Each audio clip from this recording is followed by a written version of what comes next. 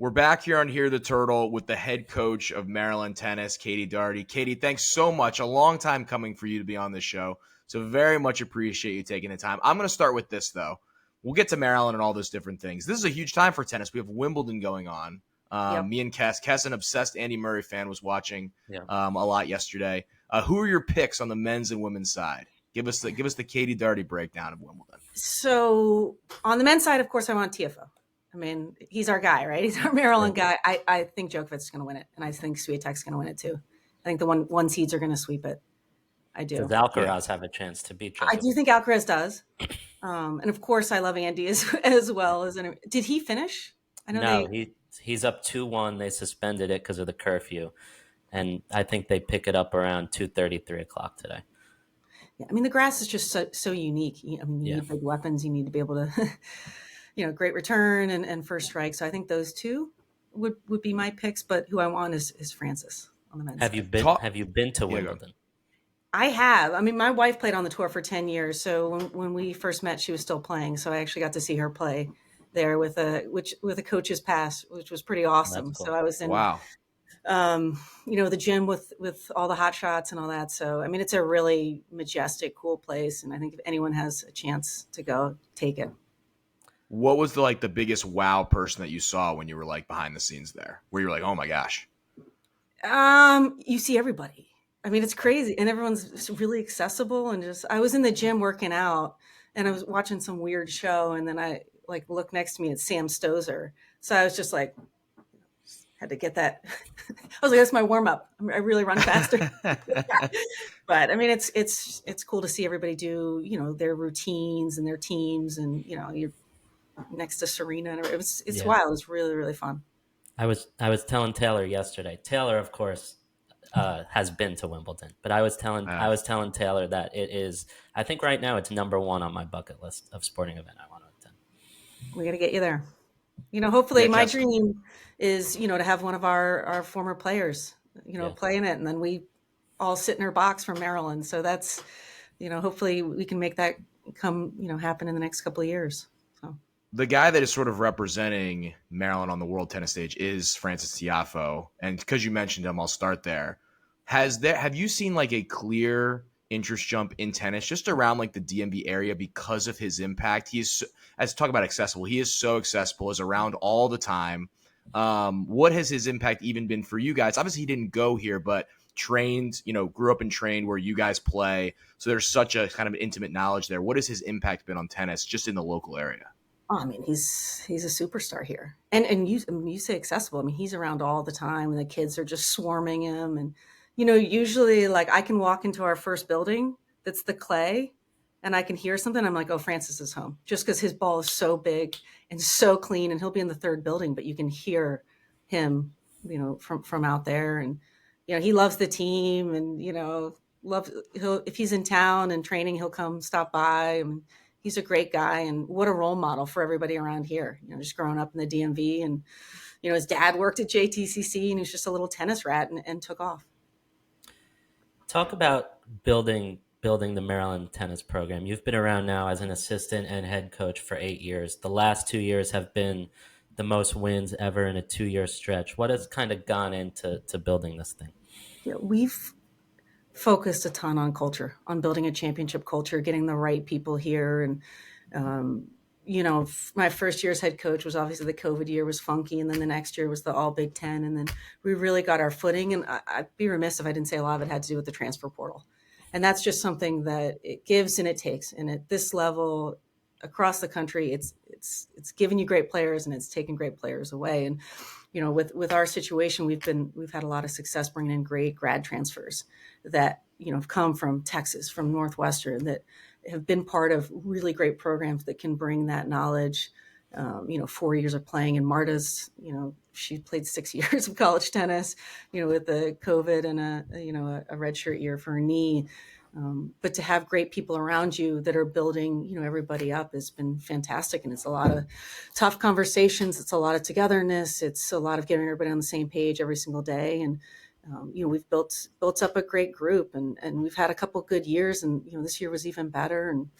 And, end of the year, last ranking, we were 48. So it's about 6 spots out of the NCAA tournament, and had a couple 4-3 matches. I mean, we had a 5th-year senior, match point against Illinois, missed by this much. I mean, that's all it took. I mean, that's how close we were this year. And it was a fantastic group that was really resilient. And, we lost Kadar for a couple of weeks there with an injury that was impactful. And those are the things you can't plan for, the bumps in the road. And they happen all the time. But, we have a fantastic group and a great group coming back, and some good additions. And, we were sitting at the airport in Indianapolis coming home from Big Tens, and it was just the most defeated group, but not because we lost, because they wanted more, because they wanted to be together, for another week or two. And, we were invited to the NIT tournament. It was the first one this year. We declined the invitation just because it was all kind of coming together late and weren't sure what it was. But, we're moving in the right direction. I have a fabulous assistant, trying to keep my staff together, and, a great group coming in, another grad transfer next year from Rice that'll bring kind of that stability, the knowledge, the composure, and a couple of really good freshmen. So we're excited. You talked about them wanting to be together another week, and this is always fascinating to me. Tennis, throughout all of these girls' lives, is such an individual pursuit where they, really of all the sports, it's so individual. You're out there by yourself. You're living and dying by, your own mental strength and, whatever. And then you get to college, and it becomes a very much more of a team sport where they're all supporting each other and they're walking to each other's courts when they're finished. How do you turn such an individual sport into a team sport when they arrive in college? And is that difficult at times where you're so used to it all being about yourself, and not necessarily in a bad way, that's just how it is, into becoming such a team pursuit to try to, achieve team goals and individual goals? For some of them, it's so easy. They've been looking for it. It's lonely out there as a tennis player. I mean, as you know, it's just you, and some of them just snap right into it. And for some of the players, it's like completely like a foreign concept, and all the yelling and the rah rah. A lot of our international players are like, "Why is everyone yelling in my face?" And I'm like, "This is college tennis. It's really fun." And then 4 months later, they're doing the same thing. So it's a transition. Our practices are loud and enthusiastic, and you get with the program like really quickly. And it's more fun to play this way, honestly, to have people cheering for you and have your back. And in between courts, they're slapping hands. And college tennis, I think, is one of the best products out there, besides what maybe watching the Grand Slams and you're tight in. I mean, at JTCC, I mean, you can hear what the coaches are saying to their players. So it's anyone who hasn't come out to a match, get out there. You'll see a totally different thing than you're thinking of, this type of, tennis experience. Talk about what goes into building a roster, because a lot of tennis is international. When you're recruiting, how much of it is international? How much of it is in American? Kind of how do you level that? And what's a recruiting season for you? So we have no recruiting calendar. We're one of the rare sports that doesn't. So it's the Wild West. But my philosophy has always been throughout my coaching careers, we're trying to get the best Americans we can to build the roster. And if we miss, then we're supplementing overseas for sure. And tennis isn't the premier sport in our country anymore, and certainly not in Maryland. I think little girls grow up in Maryland, want to play for Kathy and Brenda and Missy, and so there is a huge international component. I mean, you look at Wimbledon, at the U.S. Open, at all, the flag next to the name, you don't see the American flag as much as other countries. So, we're overseas all the time. I'm over a couple times a year, my assistant as well, just trying to build relationships and rapport and pipelines from different countries. But, it adds such a rich and fulfilling team experience too, because you have people from vastly different backgrounds that come from all sorts of different coaching styles, and taking flights and trains on their own when they're 14, as opposed to their parent driving them to every single practice and tournament. So there's so much value in it, learning from other cultures. They go and visit each other overseas. So I mean, lifelong relationships with folks from different countries and different parts of the U.S. What is the most far-flung recruiting trip you've ever gone on internationally? Thailand for 36 hours. For 36 hours? Yeah. More time on the plane. Yeah. That's wild. Yeah, so you went in, saw someone, and left? Correct. Had dinner with them and bounced. Yeah. I had to get back, and then I flew like Tuscaloosa or something like the next day. It was Anywhere else? I've been to China. I've been to most of Western Europe, So we're all over the place. I was gonna say, yeah, but that Trying to that find the does right it's fit. And it is it's amazing though. As you know, I worked with soccer for the last few years, and the like when the American and the international guys come together, it's cool because they are just sort of like culturally trading amongst each other. I would imagine that's one of the cooler parts for you to watch these guys come together and form friendships and bonds that will last for a long time. yeah, it's fun. Katie, talk about the Big Ten a little bit in terms of tennis. Obviously, not the Big Ten kind of features a bunch of different sports, but a lot of depth both on the men's and women's side. And you guys have started to sort of climb that ladder year to year where you're starting to compete with the biggest teams in the conference. What's that kind of grind of a schedule like for a Maryland fan that, wouldn't follow tennis day to day? Yeah, I mean, we're a little top heavy in the Big Ten. I think Michigan, Ohio State, Illinois, and Northwestern have separated a little bit. Wisconsin's made a great jump in there, and we're kind of in that top half, just chipping away, tighter and tighter matches with them all the time. We played with Wisconsin without Kadara this year, which was a killer, but. The travel is crazy in the Big Ten, as most people know. We're not a team that charters, so we're, catching flights into small, regional airports. Which I mean, I have stories for days of different things that are happening. I mean, when we flew to Nebraska this year, we got stuck in Chicago for 8 hours. So we actually just went to Northwestern and played. We didn't have balls, we didn't have much, but there's a really good rapport in the Big Ten that you're going to do that kind of things, and we just boop, shot back into Lincoln on the next flight. But, we're chipping away. The tennis actually has always had kind of a hierarchy. I mean, there haven't even been that many teams on the women's side that have won. I think it's like 8 teams total have won ever the national championship. So, that's changing with NIL, with international recruiting, with the different things that are happening across the country. So, we've been steadily making our grind. I mean, I think we jumped 12 spots this year in the overall national rankings, and we'll continue to work our way up. I'm curious, and this is kind of a big picture question, but you got me thinking of it before when you mentioned that when you watch Wimbledon, there's not a lot of American flags next to the name. How do we get tennis in America back to that premier level? Is it a finance issue when kids are young, and where does college tennis play a role in that? I know, like on the men's side, it's been 20 years since American player has won a Grand Slam, and I know the women there's been more, but what's kind of your viewpoint on that? I think it's shifting. I mean, the college tennis is now like a very viable pathway on both sides, especially on the men's side. You've seen it even more. I think we can look it up how many college guys we're playing main draw singles of not just doubles of Wimbledon. Same thing on the women's side. And they're coming out early. Some of them aren't graduating, but they're coming for a year or two. I think, if you look at Diana Schneider, who played at NC State this year, from Russia, has played on the tour. We have unique rules, different rules than everybody else. She played in the Australian Open, then flew back to Raleigh and played for NC State. So outstanding. She played main draw Wimbledon. I mean, the pathway is very viable now that you come in. We have the unique rule that all fall our players could play professionally and we can pay for it. So we could take them to pro tournaments. So we can keep their ranking up throughout the year so that launch them into the summer if that's the time to go, or another summer building. But come here, I mean, you got cost of attendance and all those things that can kind of float you financially, start to get a degree or finish a degree, and then it's time to go.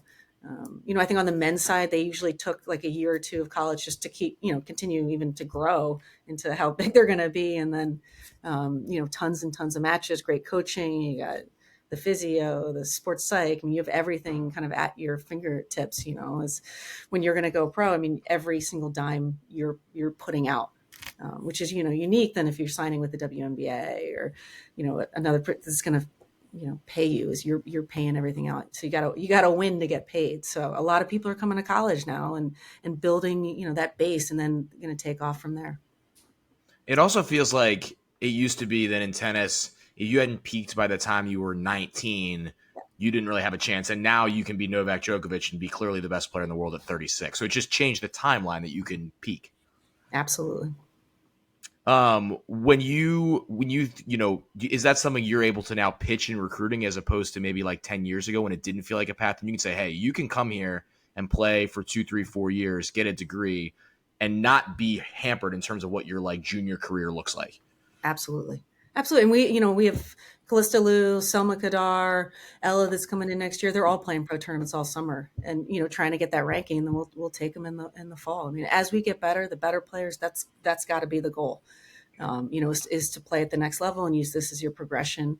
We win a championship, you do great, get to NCAAs, and then, you'll have your degree and it's time to go. So, it has been, and they're seeing it now. They're seeing Emma Navarro from Virginia. I mean, all these different players that have done, so well.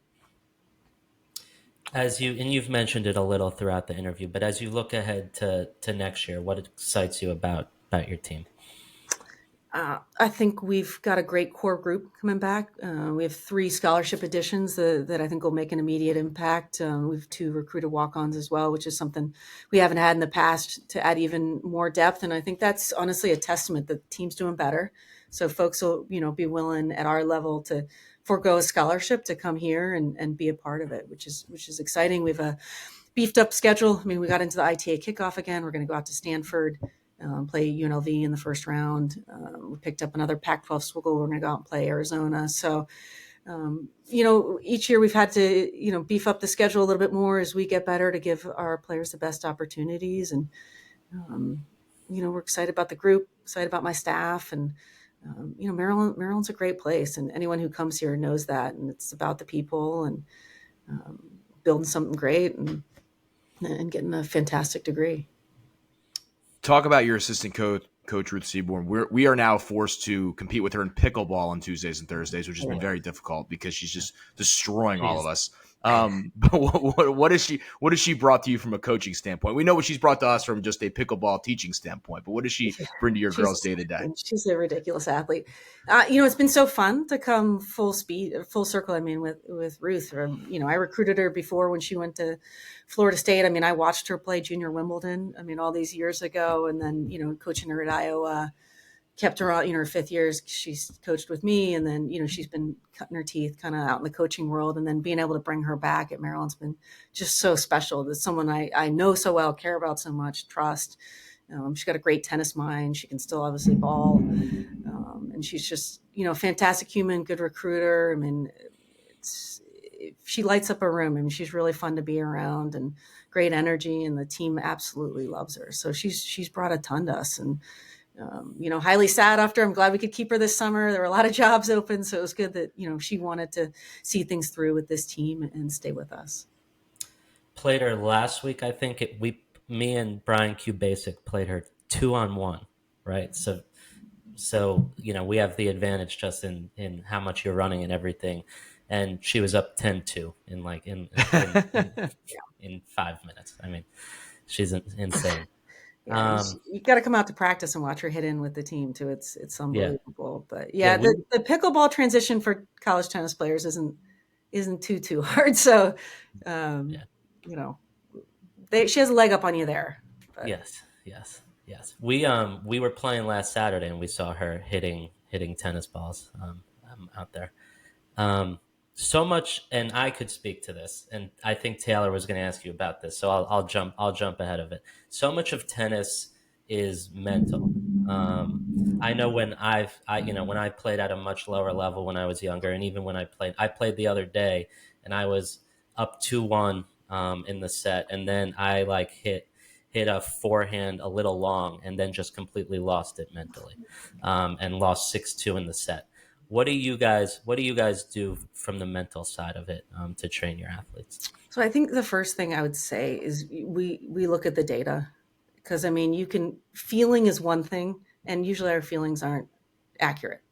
A lot of times you're emotional.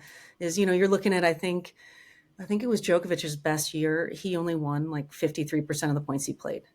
So he wins the big ones, but it's not so overwhelming that you can think, and, tennis match, you just really need to win 51%, is to kind of take that into perspective, because you're going to have some ups and downs, and just not taking the points you lose, that seriously, or the points you win, and just trying to string some good ones together, and keep your composure. And we're big on routines. We work with our sports psych here, all the time when someone has a block, or just even as a team, about breath work, being able to take our heart rates down really quickly between points. But tennis is very mental, and it can happen to you. It can happen to your opponent. It can be a call from the umpire that can disrupt people. But just trying to keep like a very even keel, and look at the numbers. Just, you don't have to win as much as you think. So if you're freaking out about 1 point, you gotta let that go quick. There you go, Kess. Even keel. Kess, we couldn't be getting you more expert advice. You got not. Rob Vaughn told you not how to get thrown out of a softball game. Now Katie's telling you how to be mentally tough during tennis. You need to take this advice and do something with it. Even keeled is not my strength. No, do the same thing between points that you always do. Win or lose, go touch the fence, touch your shoe, bounce the ball a certain amount of times, look at your strings, do something exactly the same no matter what happens. The current racket I'm using, I'll just say this about my tennis game. The current racket I'm using, and I haven't bought a new one, is dented because time to upgrade. We can help you out. Yeah, that's what I say. That's painful. Katie, talk a little bit about just you're from this area. You come back, are now the head coach of the state school here. What it's a question we ask all the time. We asked it to Swope when we had him on last week. Kind of a similar situation. What is it like for you to kind of lead your state school in a place where you grew up? Man, it's everything. Just to be, and my family's still here. My folks, my sister, my brother. I mean, it's there. I guess there's the special of going out back and playing your alma mater, but to me, this is even better.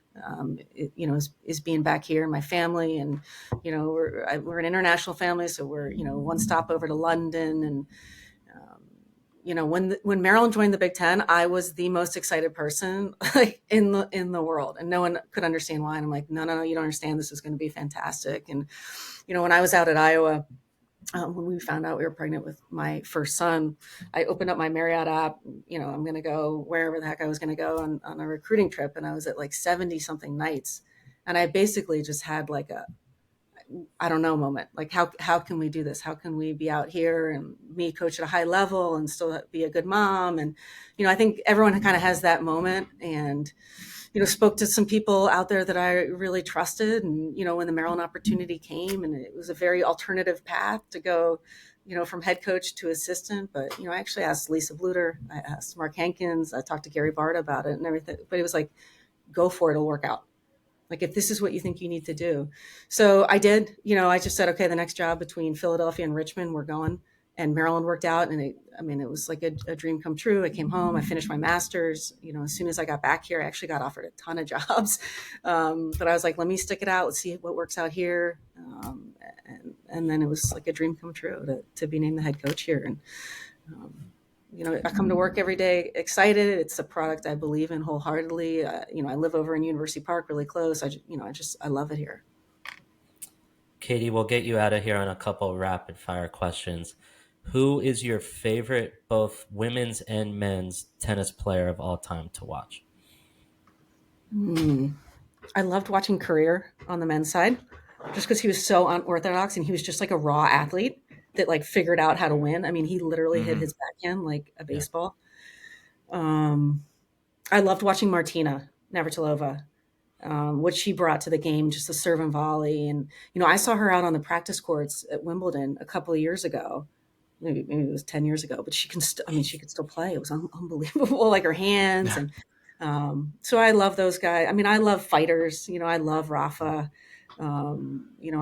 I love big personalities too. So, and, I like Kyrgios. I mean, he's a little controversial, but I think he's good for the game. He's a complex guy who, is vulnerable and actually talks about things. I mean, it's we've had so many great characters over the years. So, Katie, what show are you streaming right now? Oh no, I'm not a show person, but I love Ted Lasso. I just finished Ted Lasso finally, and I was sad for it to end. Great What do you show. think of it? No spoilers, but what do you think of the ending? I liked it. Yeah, I did. I liked what my favorite characters, where the direction they went. So What we ask everyone that comes on the show this: what is your favorite place to eat in College Park? Grill Marks now. Yes, Grill Marks. Loxley's place. I love it. And the follow-up question I ask to everyone that says Grill Marks is, how much did Loxley pay you to say that? It's fantastic. The service is really good, and I just need my picture up. I don't know. All the other coaches have their picture up in there, and that's my only qualm with that place. So it's fantastic. I encourage everyone to go there. I'm telling all the teams now that come in, I'm like, you got to go check this place out. Great salmon, tuna, whatever you need. Cass, I will say, if coaches keep saying Grill Marks, I'm just assuming Lox is going into the head coaches meetings and just telling people to say that. Yeah. Who else said that?